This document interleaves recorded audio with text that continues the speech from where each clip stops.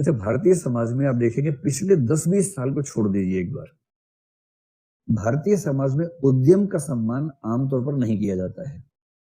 अगर आप उद्यमी बनना चाहें तो आपका अपमान हो जाएगा। लेकिन अरे यार क्या करते हो यार, सरकारी नौकरी करो, किरानी बनो किरानी, क्लर्क बनो क्लर्क, क्या अपना काम करोगे।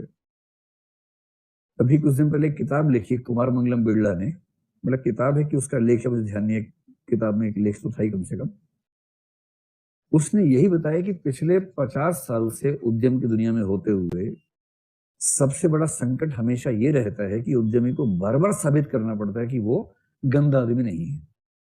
और इसकी तुलना करके देखिए वेस्टर्न यूरोप या अमेरिका के साथ।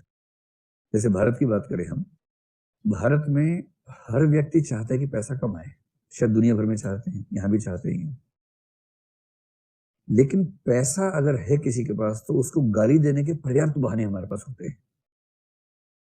बेशक उसके पीछे कुंठा हो हमारी, बेशक हमारी ईर्ष्या हो, बेशक जलन हो, पर रात दिन गालियां उसको देंगे। और समाजवाद का मूल्य जो नेहरू जी ने अप्लाई किया उसके बाद ये और होना शुरू हो गया, क्योंकि मार्क्सवाद साफ कहता है कि संपत्ति चोरी है।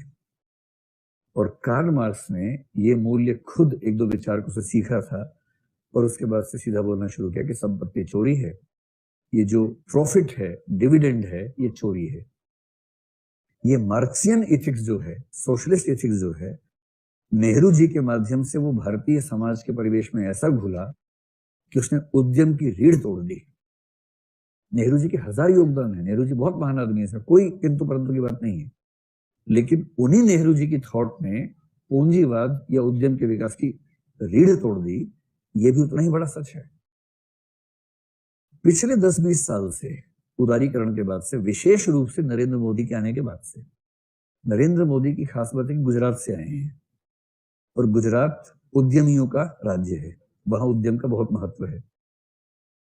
और इसलिए आप देखेंगे नरेंद्र मोदी बार बार अपने स्पीच पे कह रहे हैं कि मैं उद्यमियों का सम्मान करना चाहता हूं, मैं नहीं चाहता कि उनका अपमान हो, क्योंकि हमारा देश हर व्यक्ति को नौकरी नहीं दे सकता सरकारी।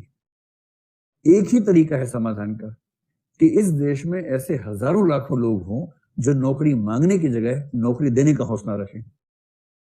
इसके अलावा इकोनॉमिक क्राइसिस का क्या समाधान है? कोई समाधान नहीं है। एक ही समाधान संभव है और वो तब है जब उद्यमशीलता को सम्मान मिले।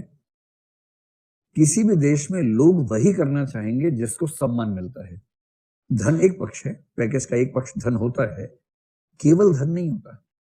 अगर केवल धन से होता तो शायद वेश्यावृत्ति भी बहुत सफल व्यवसाय होता, क्योंकि हो सकता है कि उसमें धन बहुत ज्यादा मिल जाए किसी को, और जब पता है कि उसमें सम्मान बिल्कुल नहीं है, अपमान ही अपमान है, तो कोई क्यों करना चाहेगा। तो धन और कभी कभी उसके बराबर, कभी कभी उससे ज्यादा सम्मान की भावना, ये मिलकर तय करती है कि आप क्या बनना चाहेंगे। आईएएस बनने की प्रेरणा में धन से ज्यादा सम्मान की भावना काम करती ही है, और आप सब लोग जब उस उद्देश्य में आए हैं तो इसका मतलब है कि सम्मान का भाव केंद्र में है ही। उद्यम को सम्मान नहीं था हमारे देश में और इसलिए उद्यम की ऐसी तैसी हुई पड़ी थी। और अमेरिका में देखिए, वहां सम्मान केवल उद्यम का है। जो व्यक्ति वहां स्टार्टअप शुरू करता है ना, उसको भगवान समझते हैं लोग। लोग पूछते हैं 12वीं के टॉपर से कि भाई तुमने पूरे देश में टॉप किया, क्या करोगे भविष्य में? सबका एक ही जवाब, स्टार्टअप, अपना उद्यम।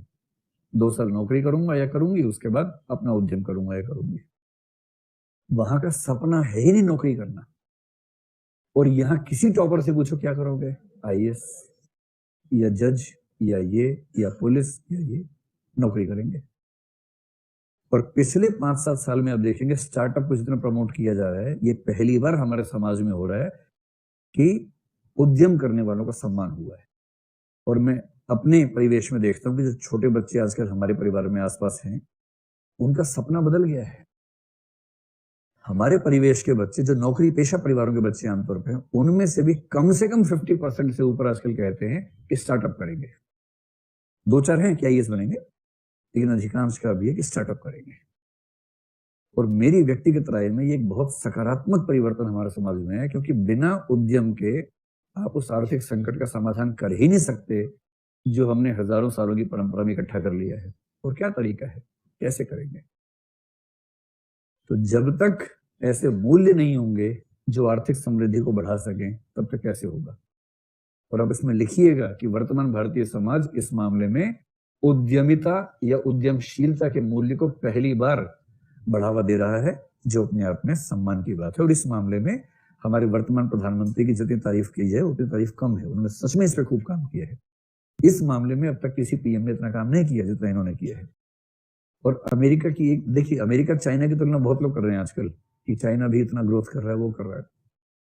सच बात यह है कि अमेरिका और चाइना में उतना ही अंतराल है जितना चाइना और बुरुंडी में है। बुरुंडी एक देश का नाम है, समझ गए? इतना अंतराल है। और ये अंतराल कहाँ है? ये अंतराल 2 पॉइंट्स पे आता है। पहला, उद्यमशीलता का मूल्य। दूसरा, उद्यमशीलता के विकास की परिस्थितियां। अमेरिकन यूनिवर्सिटीज में उद्यमशीलता का मूल्य जिस तरह से प्रमोट होता है, सिखाया जाता है, चाइना उसके मतलब आसपास भी नहीं, कोसों दूर है उससे। और इसलिए जिन व्यक्तियों ने इन दोनों देशों में काम किया उनसे आप बात करके देखिए, वो बताएंगे कि कोई तुलना ही नहीं है। वहां तो हवा में उद्यमशीलता है, हर व्यक्ति उद्यमशील होना चाह रहा है। और इसलिए जितने नए उद्यम हो रहे हैं बड़े बड़े, उनमें से अधिकांश अमेरिका में ही हो रहे हैं। किसी भी क्षेत्र में देख लीजिए। इसकी वजह केवल उनका पैसा नहीं है, उतना पैसा तो कई देशों के पास है कि वो मैनेज कर सकते हैं। वो वैल्यू सिस्टम कहां से लाएंगे, इंसेंटिव कहां से लेके आएंगे? इसके बाद एक प्रश्न ये आ सकता है,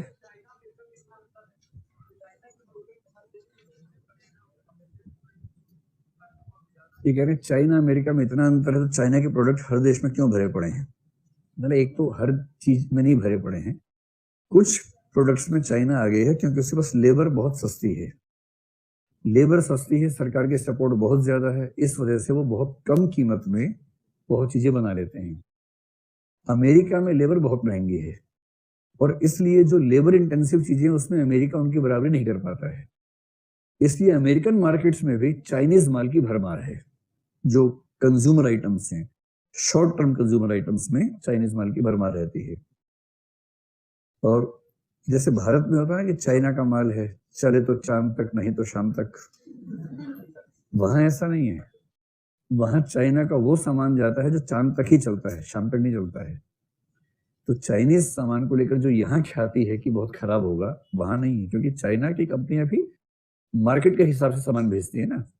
जो खराब सामान है वो यहाँ भेजते हैं क्योंकि यहाँ खप जाता है, वहां नहीं खपता है, वहां बढ़िया सामान जाता है।